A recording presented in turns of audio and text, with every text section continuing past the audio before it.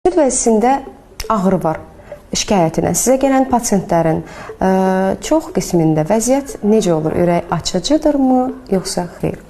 Son zamanlar ümumiyyətlə süd vəzisinin bədxassəli şişlərinin sayı çoxalıbdır. Xəstəliyin sayı get-gedə artmağa başlayır. Amma buna baxmayaraq, hər 10 xanımdan, yəni süd vəzisində törəmə olan 10 xəstədən 9-unda xərçəng təsdiqlənmir. Yalnızca birində. Bu yaxşı bir statistikadır. Bəli.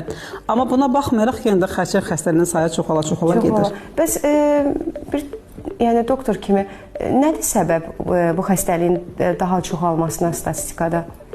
Əgər kitablarla cavab versəm, təbii ki, burada süd vəzisinin özünə asılı olan və özündən asılı olmayan amillər var. Daxili faktorlar var, xarici faktorlar var, yəni xarici mühit amilləri var. Çünki bilirik ki, bir neçə illər bundan öncəyə qədər bu xəstəlik bu qədər də geniş miqyaslı yayılmamışdı. Bəli, elə onu demək istəyirəm ki, zaten xəstəliyin sayı artır, sözsüz. Nəyə görə artır? Məsəl üçün, abortların sayı get-gedə çoxalmağa başlayır. Xanımlar hamiləlikdən qorunmaq üçün öz başlarına heç bir müayinəsiz hormonal dərmanlar içməkdə çoxaldıblar, yəni bunun sayını.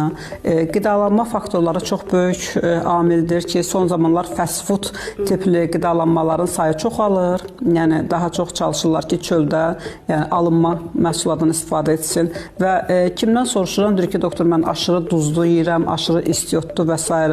Bədən çəkisinin artması özü ciddi bir problemdir, yəni çox böyük ciddi problemdir. Sonra menstrual sikldə olan problemlər, gecikmiş menopozlar, yəni 50 yaşından sonra menopoz və çox təəssüf ki, bizim xanımlar menopoza girməyi, yəni klimaksa girməyi özlərinə qəbul etmək istəmirlər. Fikirləşirlər ki, bu bir yaşlanmadır.